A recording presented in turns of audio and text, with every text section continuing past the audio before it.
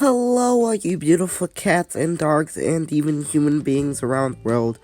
It's Rufus, and welcome to Rufus's Adventures. Man, I'm still doing the British accent and everything. Today we're going to be reacting to Llama Arts. Shout out to Llama Arts. And,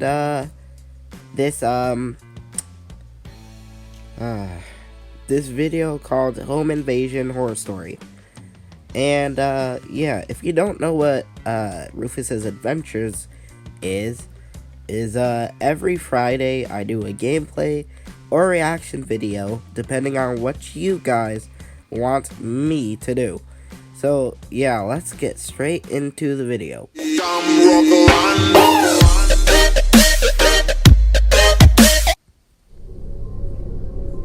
This should be good.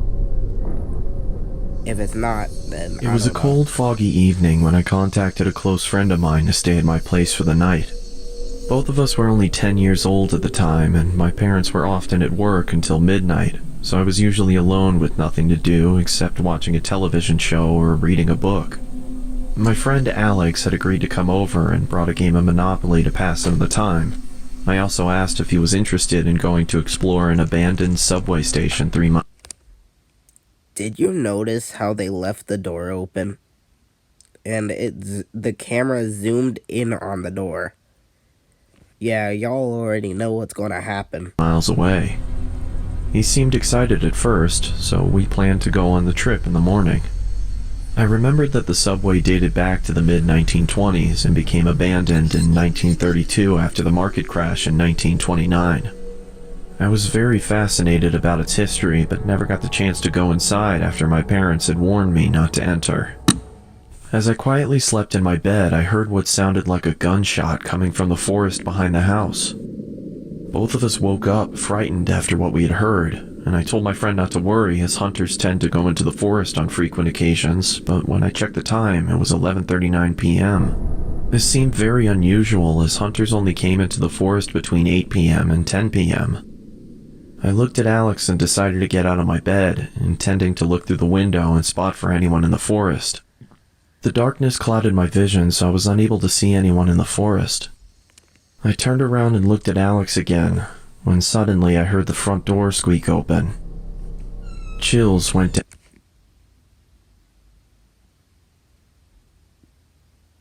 Didn't I tell you the door was open?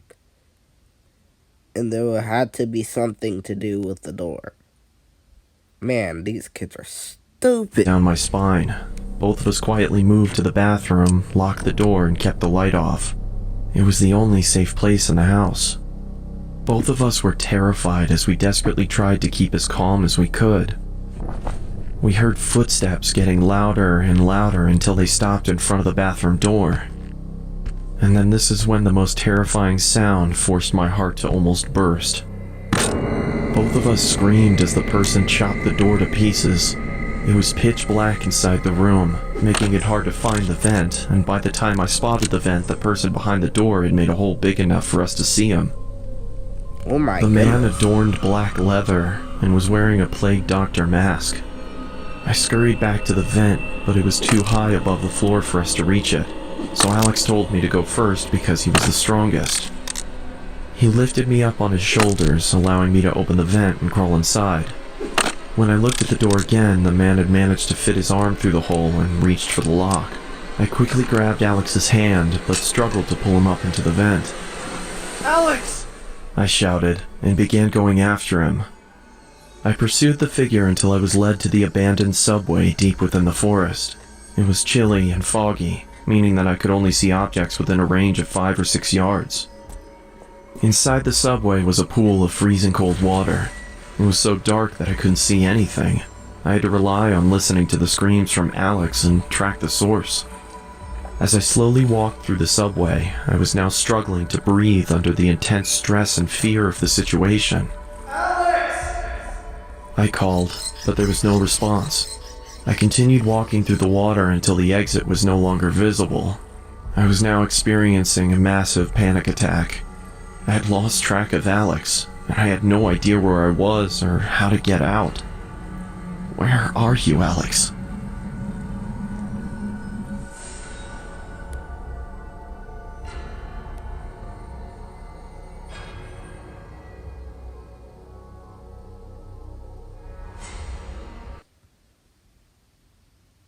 Man, they both dead. You know what? Since I haven't posted a Rufus's Adventures video in a long time, let's do a second one. Alright, so this last one is called Scary True Pool Horror, and also by Llama Arts, just because his animations are really good. So, yeah, let's start it up.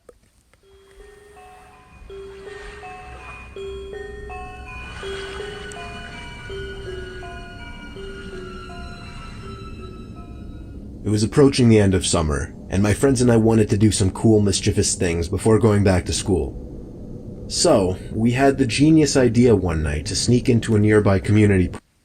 What is this, Scooby-Doo? Also, is that Ash from Pokemon? It was actually only a couple blocks away. It's right smack in the middle of a residential area, so instead of sitting on a main road or something, it actually just sat around a bunch of houses on a quiet road. During a hot day, the little parking lot would be full and the spot would be bustling. But at 1 in the morning, the place was of course dead.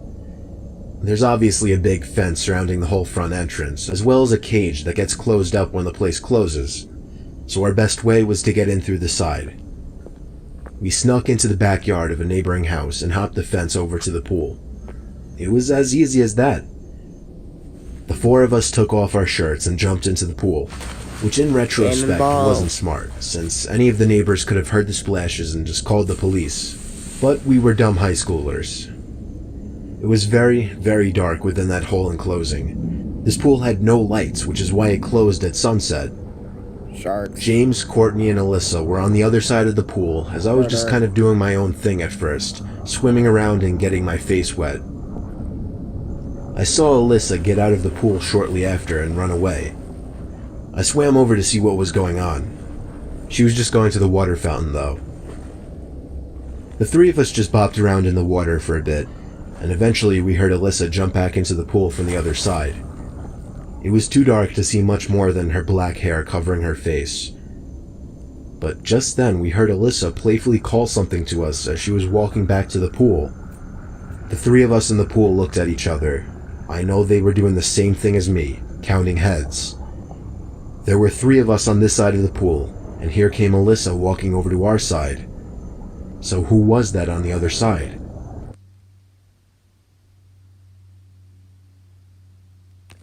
Why this be looking like freaking perverts that look at you from across the street? Alyssa got in, but the 3 of us were distracted, looking at the head bopping around the water across the pool.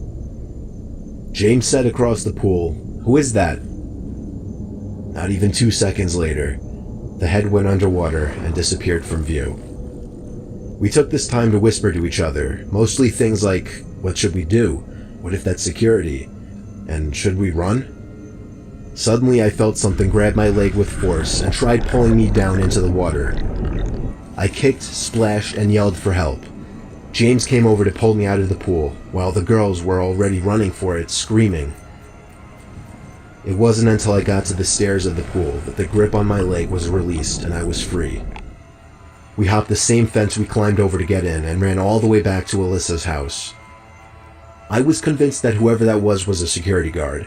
That is, until they literally tried to pull me under the water. We don't know what to think. There are a few possibilities. Maybe it was just another kid messing with us, maybe it was a security guard who went way too far, or most likely, it was a dangerous person who had ill intent. This just suddenly turned into Jessica. Anyway, guys, hope you guys enjoyed this Rufus's Adventures video.